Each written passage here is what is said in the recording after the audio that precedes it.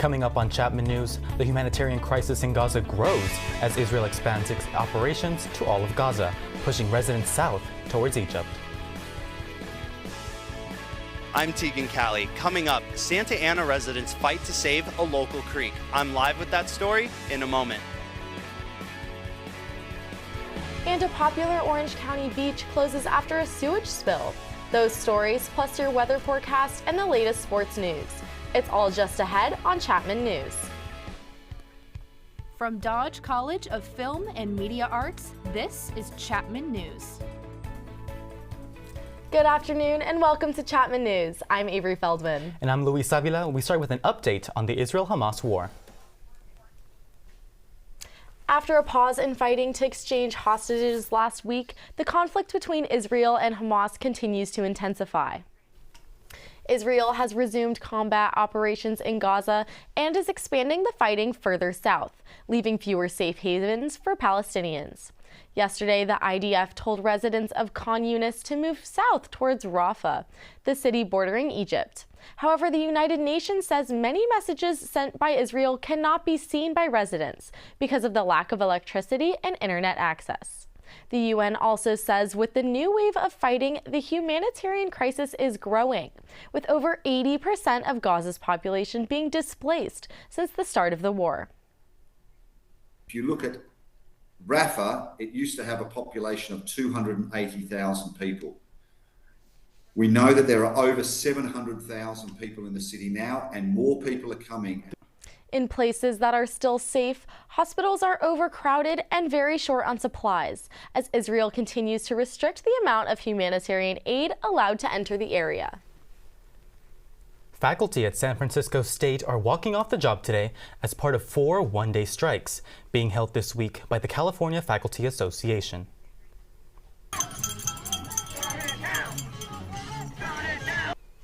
The faculty walkouts began yesterday at Cal Poly Pomona. Cal State Los Angeles will strike tomorrow, and San Francisco State on Thursday. The picketing comes after continued failed contract negotiations between the faculty union and the CSU's Board of Trustees. The faculty are demanding better wages and benefits. They have asked for a 12% pay increase this academic year. CSU is offering 15% over 3 years.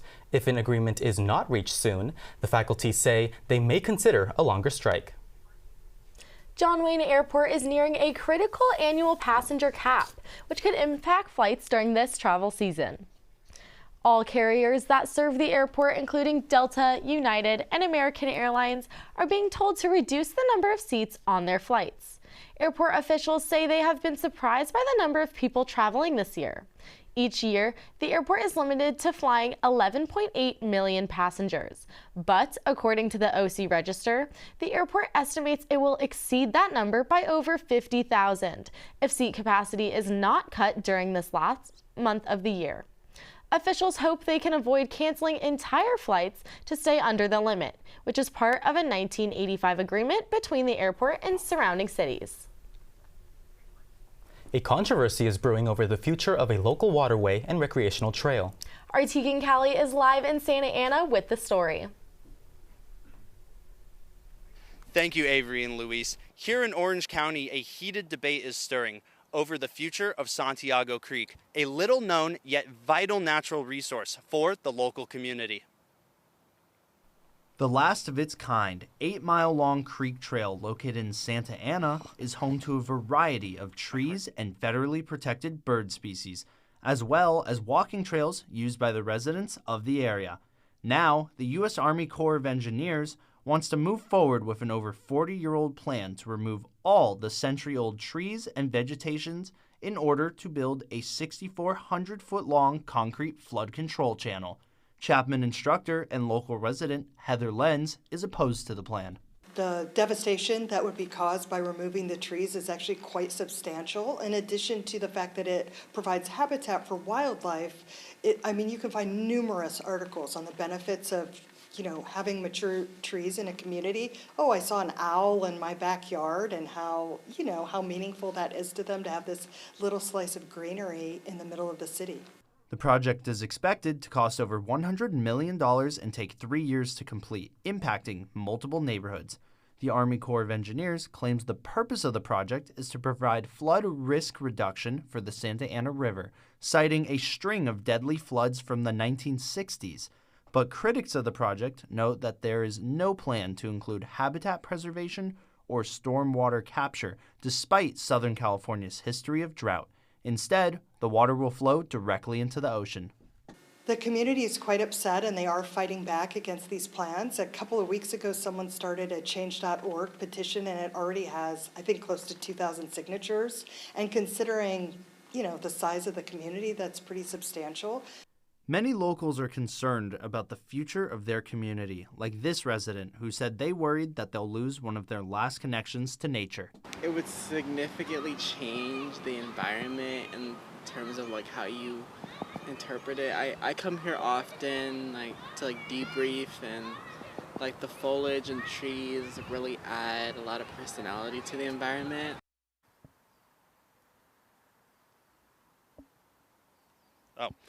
I made several attempts to talk to the Army Corps of Engineers, and although I initially scheduled an interview with them, I then never heard back from their staff. However, they have now opened public comments, so if you would like to voice your concerns, then please email Santiago_comments@usace.army.mil. This is Tegan Calley reporting live for Chapman News. Thank you, Tegan. Keep-out signs remain in place along a 2-mile stretch of coastline in Laguna Beach after a 95,000-gallon sewage spill last week. The sewage spill is the second in 4 years, the last one a 1 million-gallon spill on Thanksgiving in 2019. A city worker told KTLA-5 that city maintenance crews were repairing a sewer line last week when equipment malfunctioned, causing the spill. Occurred that sewage escaped the pipe, rose up out of the manhole, and went into a storm drain. The affected area close to surfers and swimmers is between Laguna Avenue and the south end of Victoria Beach. This is the time of year when high school seniors apply to college, and completing an application is, of course, an important part of that process. Chapman News reporter Alexandria Konyarts shows us how college admissions is starting to look very different with the rapidly developing world of artificial intelligence. ChatGPT, Conamigo, and Quillbot are just some of the many artificial intelligence software available for high school students to use when applying to colleges.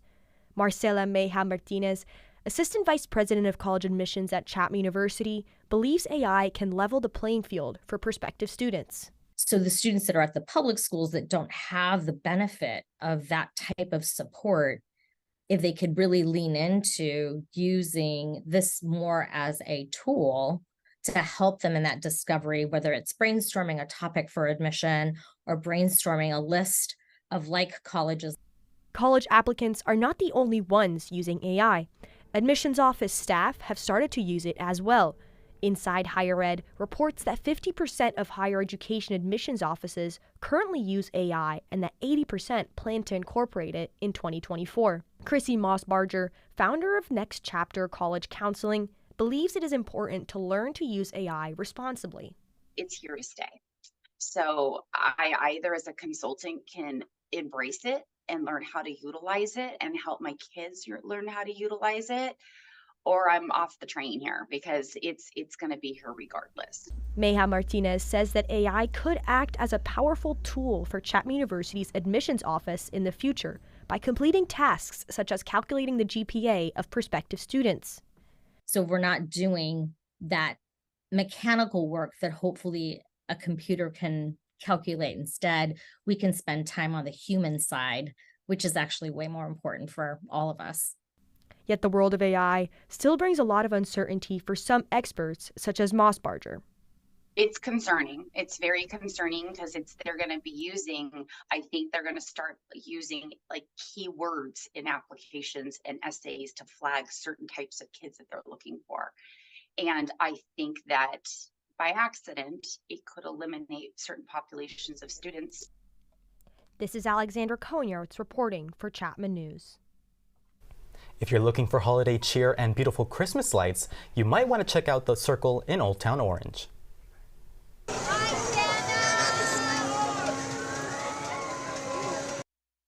Annual tree lighting took place this past weekend. Community members gathered to hear the choir and participate in free activities. Children enjoyed everything from crafts to train rides and playing in fake snow. The circle itself is decorated with ribbons and ornaments. One community table offered residents the opportunity to write their Christmas wishes and display them on a tree. If you missed the event, the circle remains decorated throughout the holiday season to get you in the spirit. More affordable housing is on the way to Anaheim. The $1.5 million Fenimore Place apartment complex will include 102 affordable housing units. 20 of them will be set aside for those who have experienced homelessness. The complex includes amenities like a playground, a pool, a preschool, and a health center. The Anaheim City Council originally approved the Fenimore Place project in June and will now have the necessary funds for completion. The project is part of the California State Housing and Homelessness Incentive Program. The Ocean View School District here in Orange County has voted to close a middle school after reporting record low enrollment. The school board voted 3-2 to close Springview Middle School in Huntington Beach. The district additionally had proposed to also close some elementary schools, but ultimately decided against it. According to the California Department of Education, enrollment in public schools has dropped 1% across Orange County. When we come back, a Chapman law professor joins us in studio to discuss the life and legacy of Supreme Court Justice Sandra Day O'Connor. And I'm Gavin Nguyen. Coming up, a high-pressure system is contributing to warmer temperatures to start December, and of course, your local weather forecast. Stay tuned.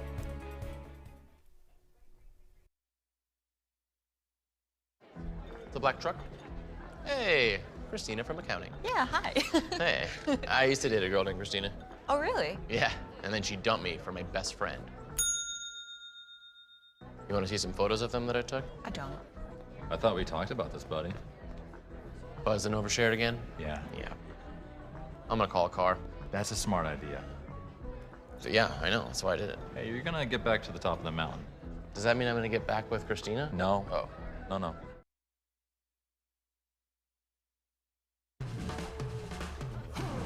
When you adopt a shelter pet, you discover their unique mix of all kinds of traits. Where'd Wiley go?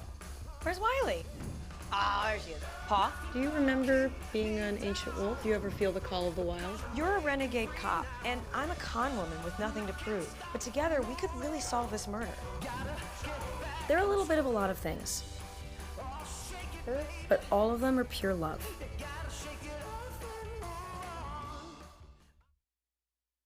I adopted Bento in 2010 from a shelter. As it turns out, we have very similar personalities. And this cat makes me make art because he's always motivating me to take pictures of him, to draw pictures of him. He just is motivating artistically. It's just that simple. Well, he's my best friend, but a lot of people know him as Keyboard Cat.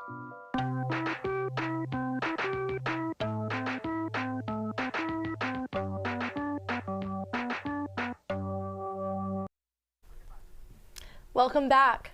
The first ever woman to serve on the Supreme Court, Justice Sandra Day O'Connor, died recently at the age of 93. Here to speak on her legacy is Dr. Deepa Badrinarayana, professor of law here at Chapman University. Thank you for joining us today. A pleasure. Thank you for having me. Now, Justice O'Connor was known for her fact-based, no-nonsense approach to social issues. What kind of impact did she make during her time on the Supreme Court? She's been she has, I mean, I just started thinking for a minute, her impact is so great. She's been a judge in many of the most important decisions in the Supreme Court, some of the most important ones being on affirmative action, on abortion rights, as well as on federal and state power distribution and separation of powers. So I think her impact has been pretty powerful and being discussed quite a bit right now. Looking deeper into her career, Justice O'Connor had a dissenting opinion from the majority in several cases. Can you speak on some of the causes that she advocated for, despite not having the majority support? I think one of the key philosophies of Justice O'Connor was, like I said, the importance of the separation between federal and state powers, right? And so her dissenting opinions, I think, were in cases where she primarily was in favor of ensuring that there is a prerogative given to state powers. But I think one of the other important cases is one in which he was not on board regarding the constitutional rights of police to engage in warrantless searches in certain types of cases. And how do you think Justice O'Connor's legacy will live on? I think she was many firsts. She was a person who was the first majority Senate leader. She was the first Supreme Court, female Supreme Court justice. And I think her legacy will live on not only because of being first senator and the first woman justice, but because of the fact that she was not the first woman justice. I think it was her entire ethics and philosophy and work philosophy that I think will be the most important legacy that we'll see forever. I think she'll be a beacon for many women and for everyone else, that doing your best is going to be the most important facet of serving in these important roles.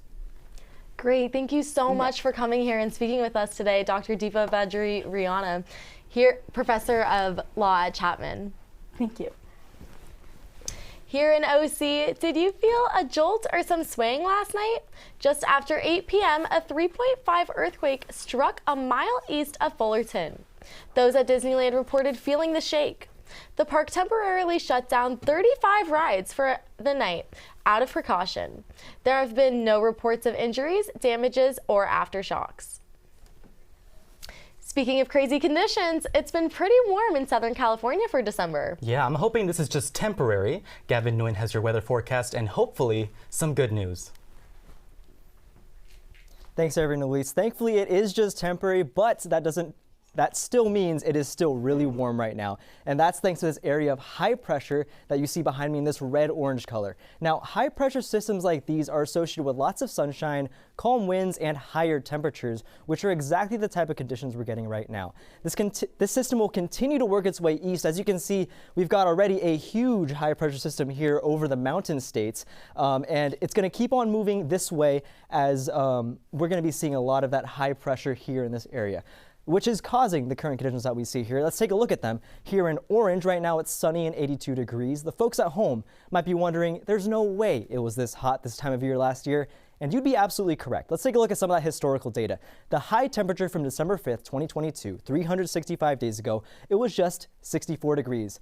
That is so much cooler than it is right now. The average temperature this time of year is only 69 degrees. This year, look at that. It's way too hot, 82 degrees. We're just a few degrees shy of the record here in orange, which is 89 degrees. But let's take a look at some of the national weather that we've been having here. As you saw on that graphic a couple seconds ago, that high pressure in these mountain state regions is really causing a lot of sunshine and a lot of above average temperatures. Take a look at Denver, 61 degrees in the Mile High City today, above average for this time of year. Same thing in the Sin City, 70 degrees there, plenty of sunshine, and Phoenix, 79 degrees with plenty of sunshine there.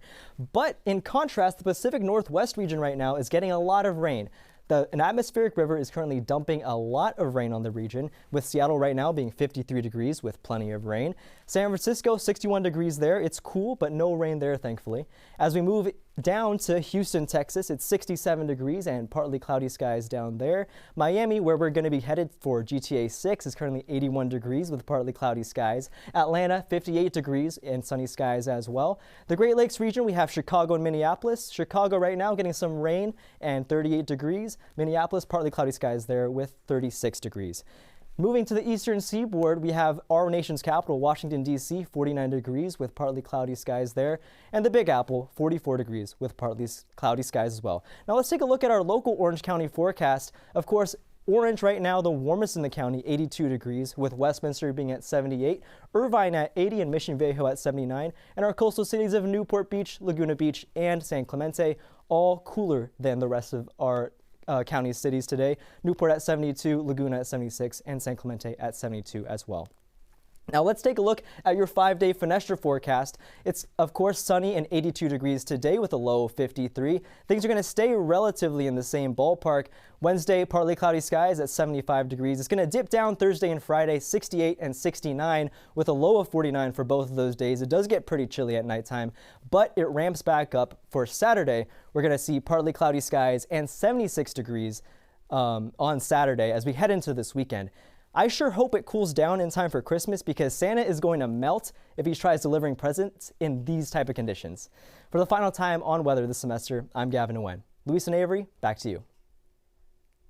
Thanks, Gavin. Despite public support for the plan, the Irvine City Council has rejected a single-use plastics ban. At a city council meeting last week, more than half of the people who spoke during the public comment period supported the ban, which aimed to eliminate the use of single-use plastics, including non-compostable single-use foodware, water bottles, and plastic bags. Before the council vote, a coalition of statewide industry groups launched a counter campaign. Similar campaigns have killed other proposed environmental laws. It's time for giving back this season. The Orange County Fire Authority launched its annual Spark of Love toy drive this past weekend. Firefighters and community volunteers gathered at a local Walmart in Buena Park to collect toys for children in Orange County area. Last year, the OCFA collected over 40,000 toys. They are aiming for the same goal for this year.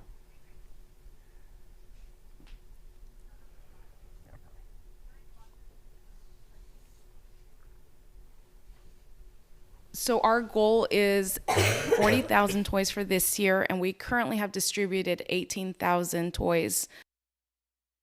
Boxes are being filled and bags are ready to go with a variety of toys for every child's interests. Looking to donate toys to children in need? You can visit ocfa.org for more information. Last day to donate toys is next Tuesday, December 12th. I'm Kate Worsham. Coming up next, I'll have an update on the Josh Giddey investigation and Time Magazine's Athlete of the Year. Stay tuned.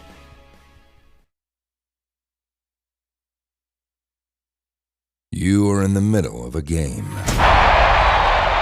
Adrenaline coursing through your body.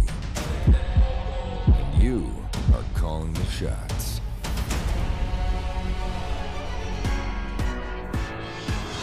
Feel the power as you control the game's narrative. From commentator to camera virtuoso, replay wizard to unyielding director. There is no better experience than being in the moment. Challenge your limits and embrace the electrifying rush that comes with the crowd's roar. You never know the epic plays you will capture and the masterpiece you could make.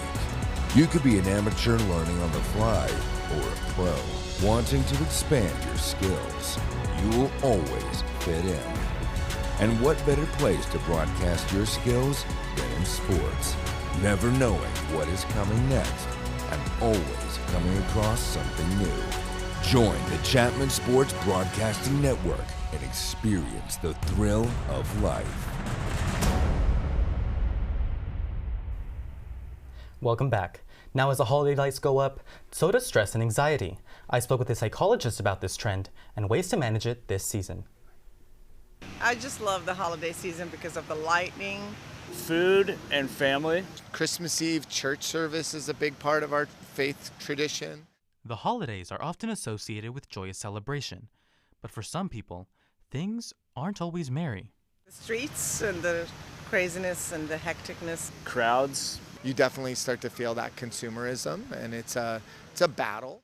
The holidays can also be marked by higher rates of stress and anxiety. According to the American Psychology Association, nearly 9 in 10 adults say they feel more stressed this time of year. So we expect higher rates of stress, anxiety, but we also see rates of depression and loneliness that peaks in at this time of year. Chapman University psychology professor Seema Diaz says there are 4 main factors that contribute to this. Financial factors was number 1. Number 2 was being around family. While that can be an exciting idea or opportunity for love and connection, oftentimes it can be very triggering to be with our families. The third one was traveling and planning, and the fourth was a disruption in the routine. Diaz says this can make people feel a lack of purpose and meaning in life, where one simply goes through the motions. So how can one cope with this?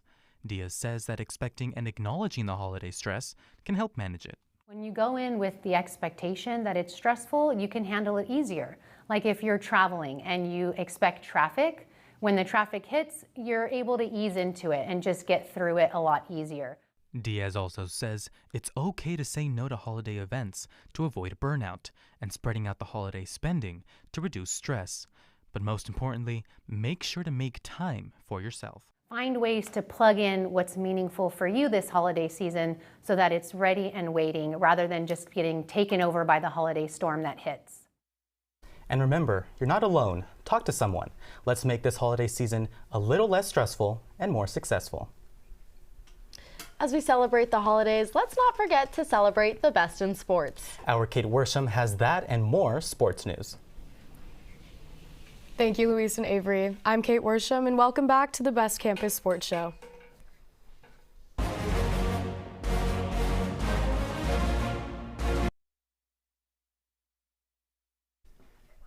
The Newport Police Department here in Orange County continues its investigation into Oklahoma City Thunder's Josh Giddey.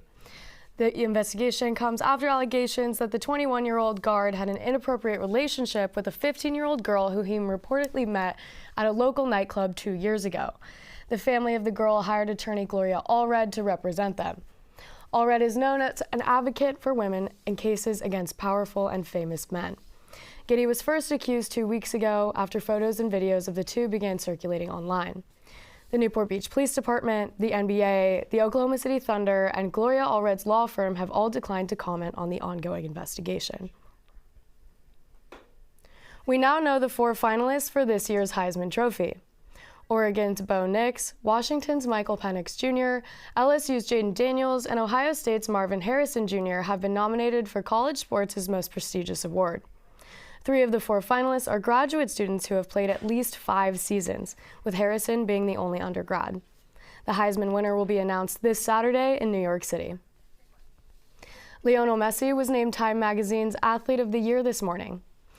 Arguably the greatest soccer player of all time, the 36-year-old began playing for David Beckham's Inter Miami team in U.S. Major League Soccer this season.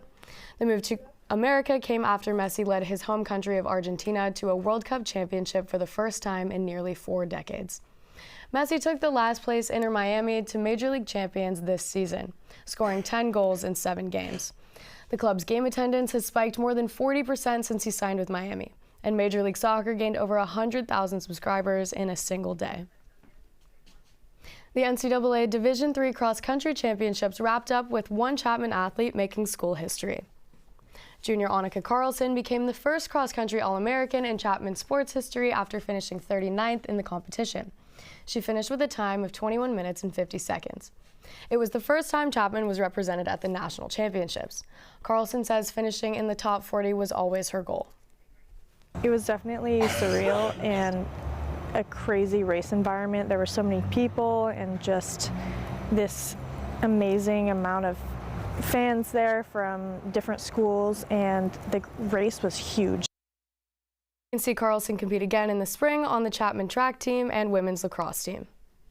And for both the first time and last time this year, I'm Kate Worsham, and thanks for watching the Best Campus Sports Show. We'll see you next semester. I'm Emily Cho. Coming up, an intro into the world of raving and EDM. Stay tuned.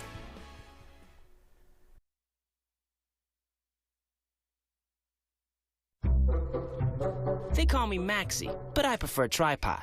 I was your above-average four-legged homie and then wham-bam minivan. Some people pity me. Now that's lame. I still run, fetch, and swim. And the ladies love me. I'm the ultimate wingman. Just don't ask me to high five.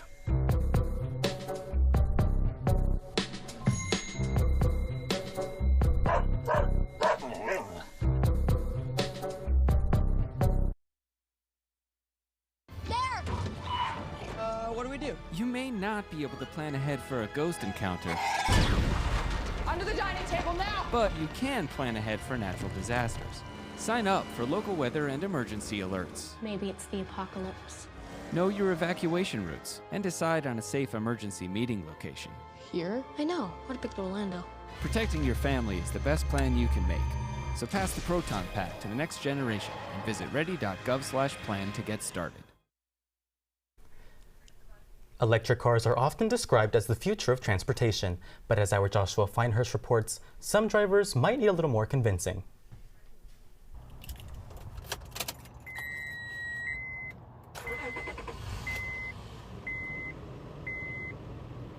Cars are a necessity in Southern California, and many drivers here have embraced electric cars. But now, a new Consumer Reports study says that the popularity of electric cars may have hit a road bump. According to the study, in June 2022, EV sales were growing at about a 90% rate year over year. In June of this year, however, the 12-month growth rate dropped to around 50%. Gas-powered car driver Jordan Rosenberg thinks it's better to wait when it comes to buying an EV. To buy a EV right now when the technology is going to be significantly better within 2-3 years, I think is not a smart decision, as well as the fact that there's no infrastructure for it. The Consumer Reports study also states that EV models from 2021 to 2023 had 80% more problems than gas-powered cars. More specifically, problems with battery and charging systems. EV driver Nico Schwegler says he sometimes has second thoughts about taking his car on long road trips. I mean, at times it's definitely a thing when I go back up home to the Bay Area. It's hard to sometimes plan out where you're going to stop, especially on like Highway 5. And yet, EVs are a major part of future environmental planning. The Biden administration has set national fuel economy and emissions goals that will only be attainable if EV car sales make up 67% of the market by the year 2032. Some 4,000 auto dealers signed a letter asking President Biden to rethink those goals.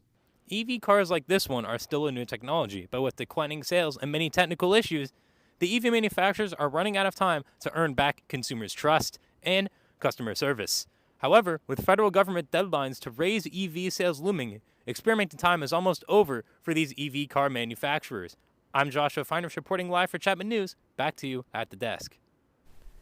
10 years after the legendary Grand Theft Auto 5 released, Rockstar Games has finally dropped the long-anticipated first trailer for GTA 6.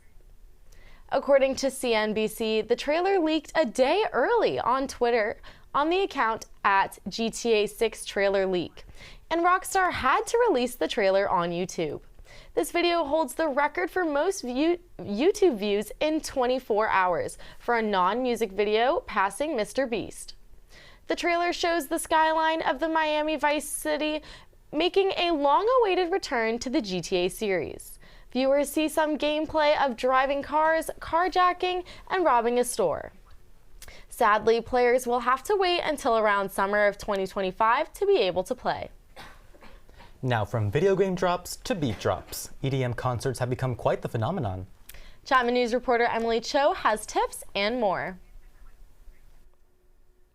Thank you, Avery and Louise.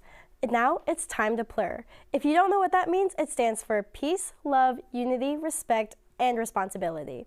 This is a big part of rave culture, and if you didn't know that, here's the intro to raving and EDM. It began as an illicit underground movement in Chicago in the 1980s. Rave is the blanket term for dance parties featuring electronic dance music, usually arranged by a disc jockey, and includes some visual effects. To start off, there are many genres of EDM. There is house, techno, trance, dubstep, drum and bass, hardstyle, and trap. There are many others, but those will be the ones that we focus on for today.